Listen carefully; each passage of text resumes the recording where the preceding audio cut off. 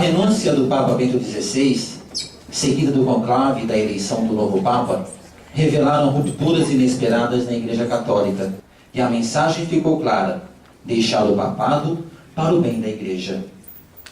O livro Francisco, Renasce a Esperança, que foi escrito a várias mãos e que, lançado em tempo recorde, quer refletir a novidade representada pela eleição de Francisco como bispo de Roma. E para nos ajudar neste olhar para Francisco nos seus 100 dias iniciais de pontificado, convidamos então o Padre Libânio e o Padre Godoy, que já são amigos da casa, sejam muito bem-vindos. Então, conversando com o Ramon, eu falei, olha, os governantes sempre fazem um balanço dos 100 dias. Por que a gente não faz, né, do Francisco? Então, começo eu. A gente vinha de mais de 3 décadas de um tipo de pontificado muito pesado. O Papa João Paulo, de fato, amparado pelo seu assessor teológico desde o princípio, desde 81, 82, Cardeal Ratzinger, mas a dupla, então, mais de 30 anos no poder, e empreenderam os dois empreenderam esse projeto restauracionista que deu um peso muito grande. O Papa João Paulo, pelo menos, tinha o marketing a favor dele, então tem muita gente que tem aquele carinho, aquela coisa toda, santo súbito por causa dos movimentos e tal, mas o Bento não contou com o mesmo marketing, então ficou mais pesado ainda. Então vem Francisco e vem num momento assim com uma leveza muito grande, fala solto, faz as suas homilias profundamente bíblicas e com um tino muito gostoso, assim, pastoral, um jeitão de falar muito bom, né?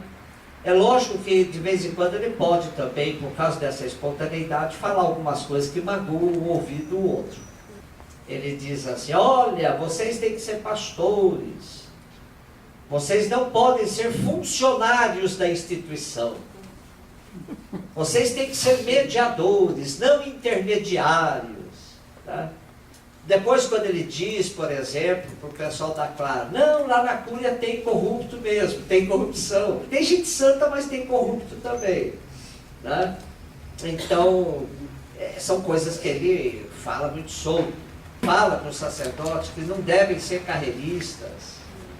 Né? Então, o carreirismo é uma praga atualmente na igreja, né? Junto com o clericalismo. Então ele vai tocando nas feridas. Agora corre-se o risco da gente ficar encantado também com a fala. Né? Então agora vamos ver alguns gestos. Sem sombra de dúvida, o maior deles, que surpreende, mas no bom sentido, é a criação do G8. Né? Ele nomeia 8 cardeais para empreender uma reforma na Cúria Romana. Gestos ainda. É lógico que um gesto desse não pode ficar apagado. O lava-pés, onde ele inclui 2 mulheres e uma delas muçulmana. Um outro gesto que é bastante explorado, então, é a questão da escolha do local de moradia. Né? Então ele está lá na Casa Santa Marta, lá é uma casa que muita gente passa, fica hospedado, né? E ele está sempre cercado de gente. Então ele rompeu aquele esquema de solidão. Ele disse uma coisa muito engraçada, ele falou para a menina, essa pergunta que você me fez, um professor me fez outro dia. Por que que eu não quis morar lá dentro do Vaticano? Por que que eu estou morando fora? E eu respondi para ele, é um problema psiquiátrico. É um problema de personalidade. Eu preciso ter gente, eu preciso de pessoas do meu lado. Eu não sei viver só. E com isso também, aqueles primeiros gestos, né, na sacada, quando ele foi apresentado, aquela questão dele ir pagar lá a hospedagem, que ele ficou lá durante o conclave, depois recusar uma ou outra insígnia, né, aqueles símbolos todos papais. Então tudo isso são gestos que marcam. Outra coisa muito boa é o desbloqueio do processo de beatificação de Oscar Romero. Agora, os meus medos, né? Eu, vocês sabem, eu sou bastante cético, né? Quem lê o texto, a minha reflexão no livro, eu até peço perdão para não matar a esperança de ninguém, né? Mas eu não acredito muito em grandes revoluções dentro da instituição. Por exemplo, se o Francisco não tomar algumas atitudes meio rápidas, se Francisco não mudar a fábrica de fazer bispo, né? Então não adianta nada, porque nós vamos continuar aí com esses bispos, uma boa parte deles bastante limitado intelectualmente, mas não só isso, mas uma questão humana, né? Bispos que não estão preparados para lidar com o povo, para tratar com a gente. Então, Francisco vai ter que dar um jeito nisso. E nas nunciaturas, repensar o papel dos núncios. Não é possível que um país como o nosso, por exemplo, com 300 bispos, um só tenha o poder de comandar o processo de escolha de bispo. É o mesmo que dar uma carta de incompetência para 300 bispos juntos. Então, a minha perspectiva é essa. Tem um monte de coisa bonita que eu destaquei, mas ele tem que mexer em algumas coisas. Tá aí, tem muita coisa boa, mas tem os obstáculos. E agora o Lipano, então, faz uma análise bem bonita, enche a gente de esperança. Os jornais, muitas vezes, colocaram-na ao lado de outras renúncias que houve ao longo da história. 5, 6, conforme as discussões. Que as renúncias anteriores foram devido a questões políticas. Numa época havia 3 papas, então tinham que renunciar, não havia jeito, né, para ficar um. E depois pressões familiares, questões daquelas famílias nobres, italianas, etc. Ou um papa que pegaram no mosteiro, puseram lá dentro, coitadinho, e ele viu o inferno perto dele e quis voltar para rezar de novo. E tem coisas assim muito abstrusas para nós dizermos que houve realmente uma renúncia. Agora, nós, católicos, criamos também a figura do papa. Então, tudo que ele fazia e faz, nós olhávamos com um olhar exemplar. Quer dizer, alguém que é exemplo para toda a igreja.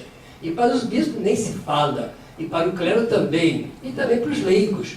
Então, essa grande imagem do homem infalível em tudo, sem nenhuma fragilidade. Naquele momento, ele é alçado a um poder sublime. E a pessoa dele é santificada. Então, é essa teologia e essa imagem que, de repente, o Papa diz: eu sou frágil. Eu não dou conta. Isso, gente, nós não temos ideia da repercussão teológica, simbólica que isso vai produzir. Muito além do que o próprio Papa pensa e muito além do que nós estamos pensando agora, porque essas coisas vão, historicamente, produzindo seus efeitos a longo prazo. Então é isso que quebrou. E agora vem Francisco nesse momento. Eu queria chamar muita atenção disso, porque eu acho que isso vai ter uma repercussão muito maior que nós imaginamos. Segunda coisa. Ao cair esse universo, cai o que eu chamei num livro antigo que eu escrevi, A Volta à Grande Disciplina. Por isso esse título, não é meu não, hein? Eu não escrevi esse título, meio irreverente. A Grande Indisciplina. Foi o coordenador do livro que sugeriu, eu respeitei, você não respeita as pessoas. Botou indisciplina, eu deixei lá indisciplina com, entre parênteses, a indisciplina. E eu chamei A Volta à Grande Disciplina por 2 razões. Uma, assim, bonita, católica, e outra com uma certa maldade mineira. Porque o mineiro, né, e nós podemos falar que estamos em casa, nós temos, eu acho, uma qualidade muito boa. Desculpa falar bem de nós mineiros, né? Nós somos capazes de dar um soprinho assim, dar um beliscãozinho, depois sopra.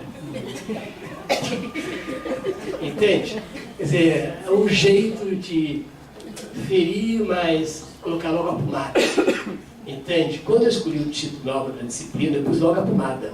Porque foi uma expressão que João Paulo I usou nos seus primeiros discursos, não sei se é o primeiro, nos primeiros, que a igreja precisava reencontrar a grande disciplina.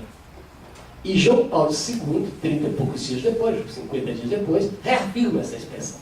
E naquelas conversas, não sei se vocês devem saber para os jornais, né? Quando morre um papa, os cardeais começam a reunir-se à medida que vão chegando a Roma para conversas informais.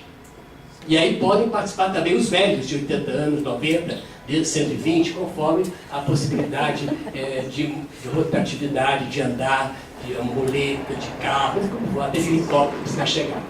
Entende? Nessas conversas, depois da morte de Paulo VI, era a voz pedindo que o Papa que fosse eleito restabelecesse a disciplina na igreja. Então nós não temos que culpar o Papa João Paulo I, porque morreu. O João Paulo II, porque foi vontade dele, não. Foi pedido explícito daquele colégio dos cardeais, ali naquela conversa informal, onde pesa muito a autoridade dos mais velhos. Então essa intervenção foi pedida. Então essa é a centralidade romana. A segunda coisa, uma vez que o centro se fica mais rígido, as periferias vão perdendo as suas autonomias. E a profecia e a autonomia estão muito ligadas as duas. No momento que você centraliza o poder, morrem os profetas. Israel também acabaram os profetas. Ora, então a centralidade, aí começaram a morrer os Evaristo Arnes, começaram a morrer, não morreu fisicamente, né? Os Elder Câmara, Fragoso, Luciano Mendes de Almeida, e esses mais profetas, ou morreram fisicamente, não morreram, ou começaram a ser calados. E não nascem outros. Aí o Godoy aludiu. Então não vão escolher pessoas agora proféticas. Por quê? Não é por maldade, não. Eu sou menos, ele é um pouquinho mais, tá certo, estou direito, mas eu sou mais mineiro, né?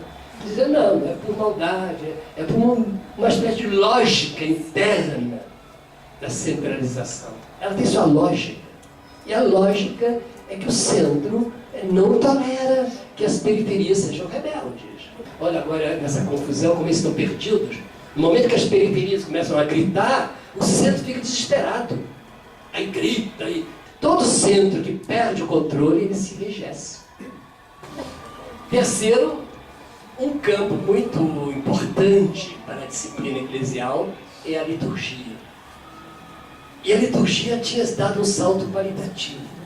Quer dizer, essa liberdade criativa, ela poderia ter avançado muito. Então, houve o cerceamento. E o quarto ponto, que você aludiu também, eu já aludi indiretamente, o endurecimento dogmático. A quantidade de teólogos que foram suspensos foi grande. Então chega agora esse novo Papa, que pode dar abertura a esses movimentos, a essa, ou não, isso como diz o Manuel, temos que esperar. Eu tenho a impressão que para haver uma profunda reforma na igreja, não depende de nenhuma instituição. Depende dos movimentos maiores que existem na igreja. Então, há possibilidade da igreja fazer uma grande mudança? Há, se houver movimentos. Há alguns movimentos, atualmente. Talvez seja a nossa esperança. No Brasil ainda tem uma certa força as comunidades eclesiais de base, na igreja da base. Está um pouco mais enfraquecido, mas ainda existe. Há um movimento ecológico, há um movimento feminista, há um movimento étnico. Há uma certa pós-modernidade liberalizante que tem um aspecto positivo.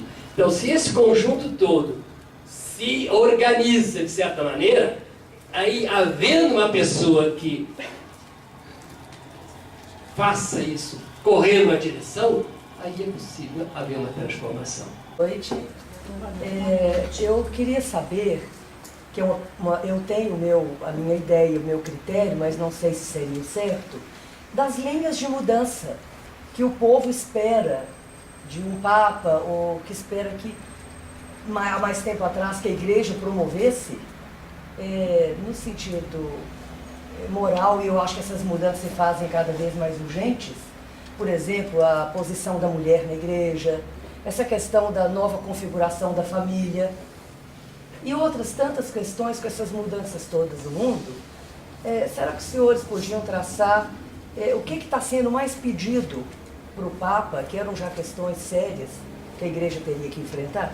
Comunhão para pessoas de segunda união.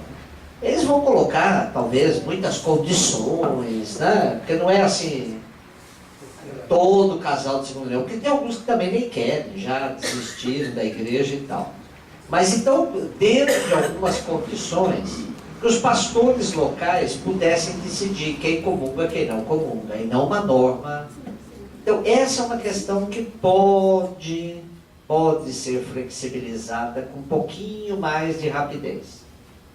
Não estou dizendo que vai acontecer já não, mas é uma coisa que vislumbra. Que já tem gente na cúpula da igreja discutindo e debatendo isso. Uma outra questão que pode também, sem ainda fazer revolução na igreja, são reformas, né?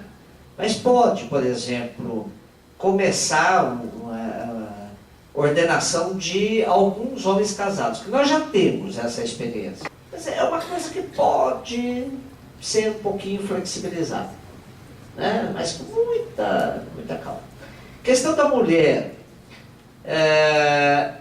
Pode acontecer da mulher ter mais acesso a alguns cargos a mais na igreja. Não tanto ordenação, que implique o sacramento, eu acho que mais lento isso. Mas com mais poder de decisão em alguns dicastérios. Por exemplo, pode mudar a Cúria Romana agora, pode abrir um pouco para isso. A congregação para os religiosos, por exemplo, nós temos muito mais religiosas que religiosos. Poderia ser a mulher para governar esse negócio. Quer dizer, algumas mudancinhas assim, pequenas, reformas. Semana que vem nós temos o lançamento do livro do Nilo, Amor em Suas Múltiplas Formas. Dia 18 de julho, lá no Centro Loyola, nós temos a presença do padre José Tolentino de Mendonça, autor dos livros Tesouro Escondido, Pai Nosso que Estais na Terra, Teologia da Amizade. Ele está vindo para o CEMUC, Congresso Mundial de Universitários Católicos, e a gente vai roubar um tempinho dele, então, para um bate-papo lá no Centro Loyola, 18 de julho, quinta-feira, 19h30. Então já estamos todos já, em primeira mão, convidados.